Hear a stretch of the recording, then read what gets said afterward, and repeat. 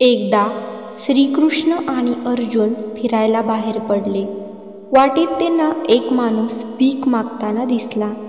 अर्जुनाला त्याची दया आली आणि त्यांनी त्याला सुवर्णमुद्रांनी भरलेले एक पोते दिले. या अचानक धनलाभाने तो माणूस अतिशय प्रसन्न झाला. मनात आपल्या सुखी संसाराची स्वप्ने रंगवत आपल्या घराच्या दिशेने जाऊ लागला. पण त्याचे दुर्भाग्य त्याची सोबत सोडायला तयारच नव्हते. वाटेत चोरांनी त्याला अडवले आणि सुवर्णमुद्रांनी भरलेले ते पोते चोरून घेऊन गेले. तो माणूस दुःखी मनाने आपल्या चरित्रासाठी पुन्हा भीक मागू लागला. अर्जुनाला जेव्हा तो भीक मागताना दिसला तेव्हा त्यांनी त्याचे कारण विचारले. सर्व हकीकत ऐकल्यानंतर अर्जुनाला दया आली आणि त्याला एक मौल्यवान माणिक दिले. ते घेऊन तो घरी पोहोचला. त्याच्या घरात एक जुने मडके होते. त्याचा वापर गेल्या कित्येक दिवसात झाला नव्हता.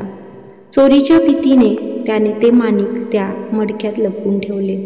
अजूनही त्याचे दुर्भाग्य त्याची सोबत सोडायला तयार नव्हते. दमल्यामुळे त्याला गाढ झोप लागली. त्याचवेळी त्याची पत्नी नदीवर पाणी भरण्यासाठी गेली होती. वाटेत धक्का लागून तिचे मडके पडून फुटले. तिने विचार करून घरी असलेले जुने मडके घेऊन पाणी भरायला नदीवर गेली. मडके स्वच्छ धुवून चांगले पाणी भरून घरी आली. माणिक पाण्यात पडले. माणसाला जेव्हा हे कळले तेव्हा तो खूप दुःखी झाला. चरितार्थासाठी पुन्हा भीक मागू लागला. अर्जुन आणि श्रीकृष्णाला जेव्हा तो भीक मागताना दिसला तेव्हा त्यांनी त्याचे कारण विचारले. सर्व हकीकत ऐकल्यानंतर त्यांना वाटले की याच्या नशिबात सुख नाही.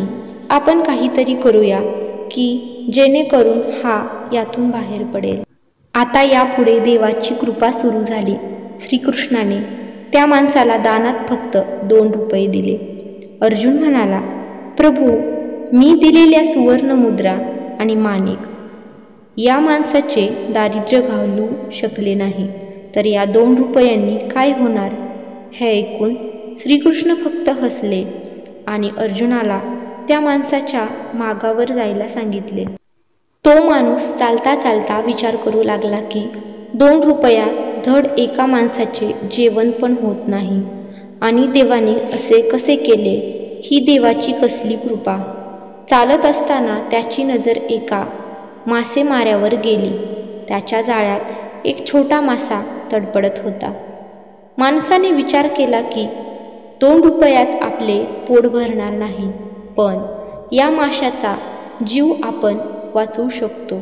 सौदा करून त्याने 2 रुपयांना तो मासा विकत घेतला. त्याला आपल्या कमंडलूत घेतले, त्यात पाणी भरले आणि त्याला नदीत सोडायला निघाला. प्रभूची लीला पहा. माशाच्या तोंडातून काहीतरी बाहेर पडले. निर्धन माणसाने ते पाहिले तर काय आश्चर्य! माशाने गिळलेला तोच माणिक होता, तो की जो त्याने मडक्यात ठेवला होता. तो माणूस अत्यानंदाने ओरडू लागला, सापडला, सापडला! नेमका त्या बाजूने तो चोर चालला होता ज्याने याच्या सुवर्णमुद्रा लुटल्या होत्या. त्याने माणसाला सापडला, सापडला असे ओरडताना पाहिले. चोर घाबरला. चोराने विचार केला की याने मला ओळखले आहे आणि आता हा राजाकडे माझी तक्रार करेल. घाबरून त्याने चोरलेल्या सर्व सुवर्णमुद्रा त्याला परत आणून दिल्या आणि क्षमा मागू लागला. हे पाहताच अर्जुनाने श्रीकृष्णाला नमस्कार केला. अर्जुन म्हणाला, जे काम पोतेभर सुवर्णमुद्रा आणि मौल्यवान माणिक करू शकले नाही ते आपल्या 2 रुपयांनी करून दाखवले. श्रीकृष्ण म्हणाले, अर्जुना, हे सर्व आपल्या मनाचे खेळ आहेत.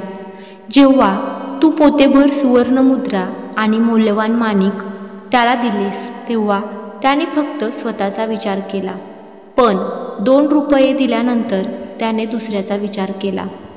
म्हणून जेव्हा आपण दुसऱ्याच्या दुःखाचा विचार करतो, दुसऱ्याचे भले करतो, तेव्हा आपण देवाचे काम करतो आणि तेव्हा देव आपल्या सोबत असतो.